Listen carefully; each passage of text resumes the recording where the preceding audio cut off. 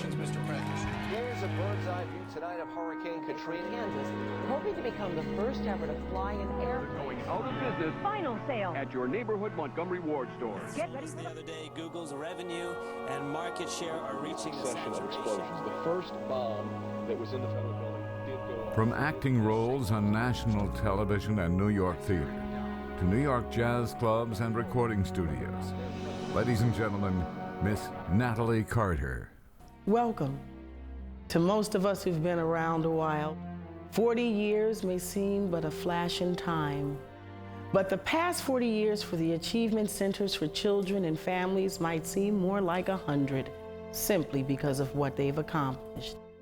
Nancy K. Hurd was there at the beginning, one of the two first teachers. Over a 2-day period, beginning on May 13th, 2009, Mrs. Hurd sat down with the producers to record an oral history of the Achievement Centers. Now, during this production, you will hear her voice and excerpts of that oral history. Richard Nixon becomes president. The Beatles give their last public performance. The first 747 flies. There's Woodstock, Vietnam, the first ATM machine. And in Palm Beach County, the Community Child Care Center of Delray Beach officially opens its doors in one room donated by the First Presbyterian Church. 40 years ago, things were a lot different in Delray Beach. I was married in September and moved down here because my husband was from Delray Beach. So we were here 1969. And we had both gone to Michigan State, but he was from Delray Beach. So when we got married, I came back down here. And we were in an apartment and going to the First Presbyterian Church with his parents. And that was the first site of the school. Small Sunday school room was the beginning. Nancy Hurd joins Mrs. Lily Strange as the only two teachers in a class of just 10 children. Working mothers were asked to pay $2.50 a week, while hardship cases who couldn't afford that didn't have to pay anything. There was a white, wealthy community. There was a black, poor community. Ne'er the twain shall meet. And, you know, I said in that first year I taught in that church, I had kids that were born here, and they were 5 years old. They were coming to school for the first time. They'd never seen the ocean because they'd never come across, they'd never been east of Swinton. And the ocean's east of Swinton. And you didn't come over here because if you did, someone would say, what are you getting ready to steal, little boy, and go back, you know, or I'll call the cops. The seeds were planted, and they began to grow fast. Within the first year, the center was offered even more space at the First Baptist Church. It was one of the bigger churches here in town, huge sanctuary. But behind it, they had a long row of like flat top structure, and there were Sunday school rooms. And they allowed us to come in there. And that minister almost lost his post over inviting those kids in there because the congregation was enormously divided. Not the First Presbyterian Church, but the First Baptist Church struggled with it. And the minister, to his everlasting credit, said, we are going to do this. We are letting these buildings sit here empty. These children need safe home and harbor. We need to help them get ready. You know, you're going to have just a continual, perpetual generation upon generation of welfare kids that have not graduated from school and are going right back into the same. The years between 1969 and 1975 saw the Concorde make its first flight. Nixon resigns. Roe v. Wade is decided. Meanwhile, the Community Child Care Center evolves to 2 churches with 40 children and 4 teachers. In those early days, the staff ran into prejudice at every turn. With their focus on the children who had not learned hate, it seemed at times like 2 different worlds.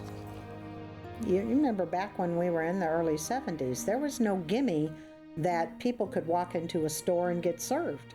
I don't care what the Constitution said. You know, Doc Soft Serve here on Swinton and Atlantic has two, and it's had up until recently, two drinking fountains side by side. And my husband, who grew up here, said there used to be the sign right over it, whites, coloreds. They were labeled, and I mean, people accepted it, didn't necessarily like it. The mountain climbed by that first staff was steep. They had lots of hearts and minds to win, and more important, trust. They had to win the trust of all sides of the community. But I would watch people go in their house and avoid whoever, the white woman in the car, because that usually to them meant a social worker who was, it was trouble. And I would go in and I would just stand at the curb and I would holler out and say, it's Miss Hurd, I'm from the school, or I'd just say I'm Vince's teacher. Oh, Miss Hurd, and boom, boom, boom, everything would open up. And I would go from sitting on their porch to being offered a chair in the side yard to just somebody saying, come on in the kitchen. And that was a big step up, is when you could walk in anyone's house, knock on the door and say, hey, it's Miss Hurd, I'm going to drop the forms off. Oh, just leave them on the table, I'll get them back. And, they'd be cooking dinner or doing whatever. And you had entree into their lives. And so, you got to know those families and those children in such a way, and it made the continuity of care we did here years later so much more attractive, because we knew we could hang on to the families, that we could make a deep end difference. The problems of two locations, volunteers who came and went, storage space, it all became a burden. And I thought, I can't. I could not leave these children. And right at the time I thought I was about ready to throw the towel in, the group we had started looking at the possibility of converting a house. As they say, good things happen when preparation meets opportunity. There was this little couple that had a house just on the other side of Swinton, just one block over from Swinton Avenue, where St. Paul's is, just that next block. And they were retired and were going into a retirement community.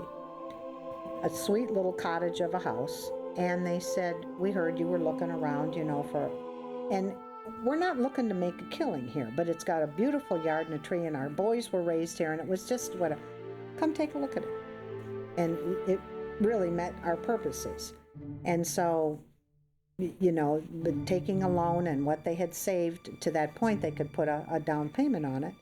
And that was to be our home. Sounds like a dream come true. That is until the neighbors heard the plans to turn this house into a preschool. The city had to approve the changes to the small house for the school to be licensed. The neighbors were not welcoming of a school full of little black children. But what the neighbors said at the commission meeting was that there was too much traffic and it would be too dangerous for the children. The City Board of Adjustments recommended to the City Council that the school should be denied. The morning of the vote came. And the word went out within the community, both black and white, that this was the showdown. And they moved that up to the front of the agenda because they knew everybody was there for that. When we walked in, there were a handful of us from the Community Child Care Center. And I looked out in the chambers, outside the chambers, and there was the black community. God loved them. They were sitting on the stairs all the way up to the second floor. They were standing out in the lobby. They were silently there in support of the kids that went to that school. I thought, this is going to do it. And we had powerful people. The City Commission voted. It was a tie, 2-2. Accepting the recommendation of the Adjustment Board would have meant the end. There was only one vote left, and that vote belonged to the mayor. It was 2-2, and the mayor had to break the tie. And he said, I sat on the porch all afternoon, and you could hear a pin drop. And he said, I could count on one hand the cars that come down that street. that is not going to hold water. And these children will go to school, and I am voting to not accept the recommendation of the Board of Adjustment. In explaining to the local paper what the program is all about, Mrs. Lily Strange, the first director, said, "The center is for children who have nowhere else to go. It's for children who can't afford to pay for preschool training. The Community Child Care Center gave children a chance to learn, picked up in the morning, given breakfast, hot lunch, and snacks.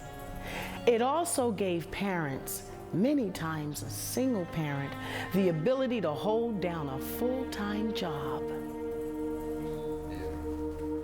When Nancy Hurd found Barbara D. Smith, things changed fast. She was the big dreamer, the global thinker, and she used to say to me, I'll dream the big dreams and you take care of all the details, because I'm nowhere with that. You can make it happen, but I would say this would be the part I could do, and she'd go, "No, we're going to do this," and I'd go, "Oh God, you and what army?" Barbara D. Smith became the rocket fuel that would propel the center into the future. A chunk of property that had little use became a grand dream. And this property is kind of shaped like a triangle.